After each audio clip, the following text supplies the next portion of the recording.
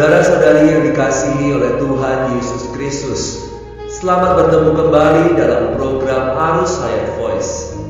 Tema kali ini adalah sempurna, sama seperti Bapa-Mu yang di surga.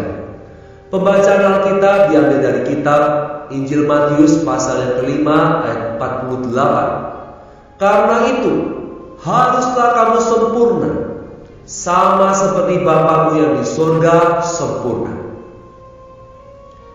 Bagi umat kerajaan Allah, sempurna sama seperti Bapa kita yang di surga adalah sempurna, berarti sempurna dalam kasih-Nya.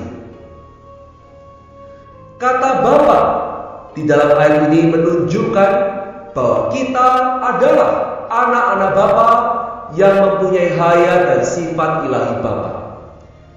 Maka dengan demikian kita dapat menjadi sempurna sama seperti Bapa.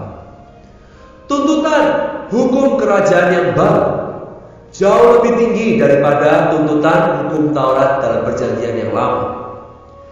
Tuntutan yang lebih tinggi ini mustahil dipenuhi dan digenapi oleh hayat alamiah kita. Tetapi tuntutan yang lebih tinggi ini hanya dapat digenapkan oleh hayat ilahi Bapa. Alkitab pertama-tama mengemukakan tuntutan tertinggi dan hayat ilahi Bapa adalah suplai yang tertinggi untuk memenuhi kebutuhan itu.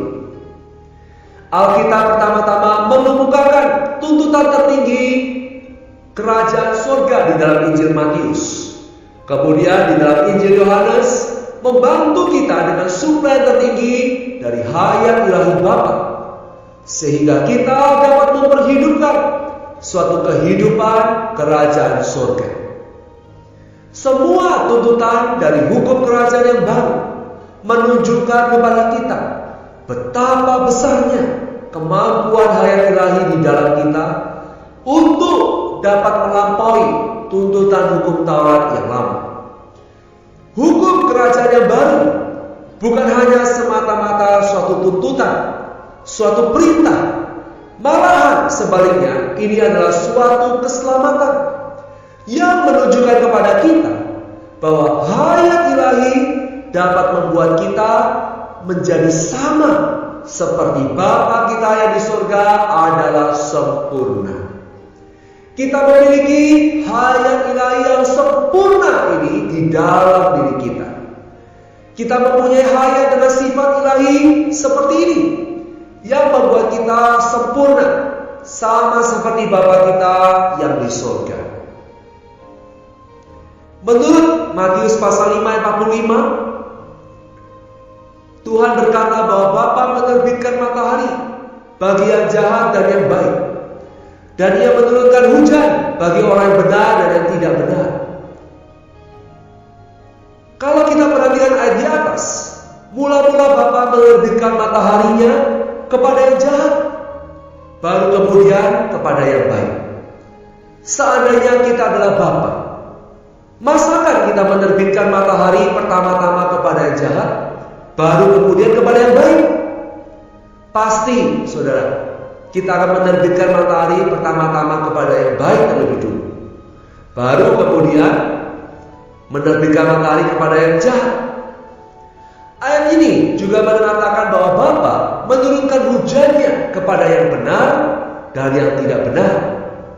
Perhatikanlah bahwa susunan dalam bagian ayat ini berubah.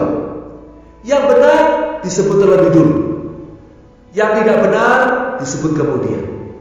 Ini menunjukkan bahwa dalam pandangan Bapa kita yang di surga tidak ada perbedaan dalam menerbitkan matahari pertama-tama kepada yang jahat dan kemudian kepada yang baik, dalam menurunkan hujan pertama-tama kepada yang benar dan kemudian kepada yang tidak benar.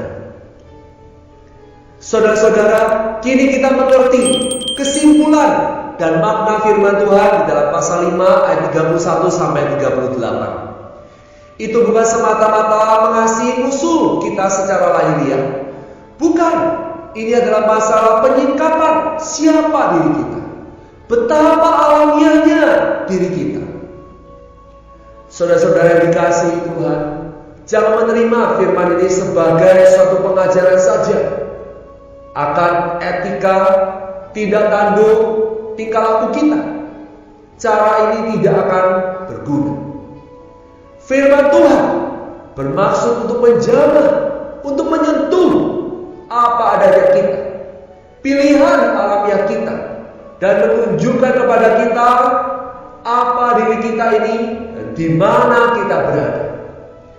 Saat kita disingkapkan, saat kita diekspos dan ditaklukkan, maka kita akan memberi kesempatan yang penuh kepada hayat ilahi Bapa yang hidup di dalam kita.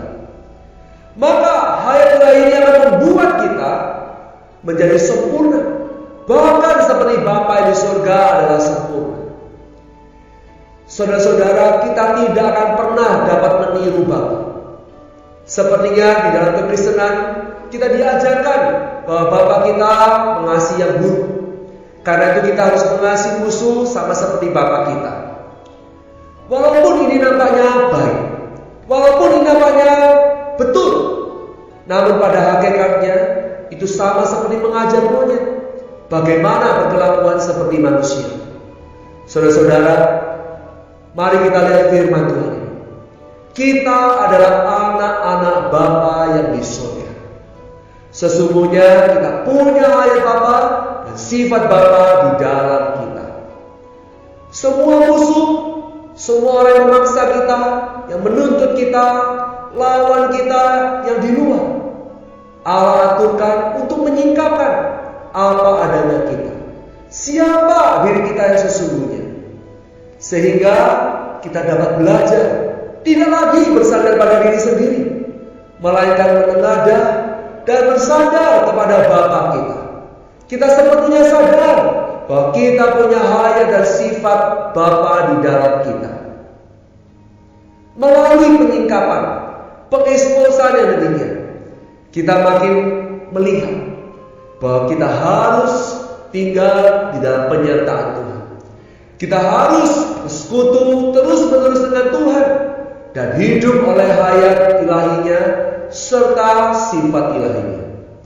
Maka kita akan sempurna, sama seperti Bapa kita yang di surga adalah sempurna. Inilah kehidupan kerajaan. Inilah hayat kerajaan yang memampukan kita untuk menjadi sempurna, sama seperti Bapa kita di surga adalah sempurna.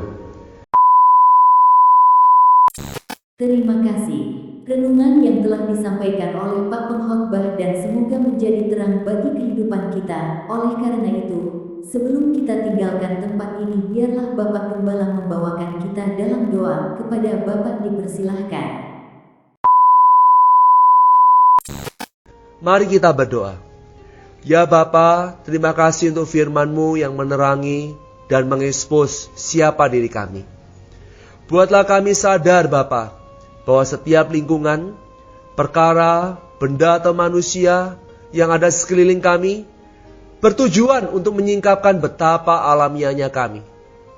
Setiap sikap dan tindakan kami yang tidak berdasarkan hayat dan sifat-Mu.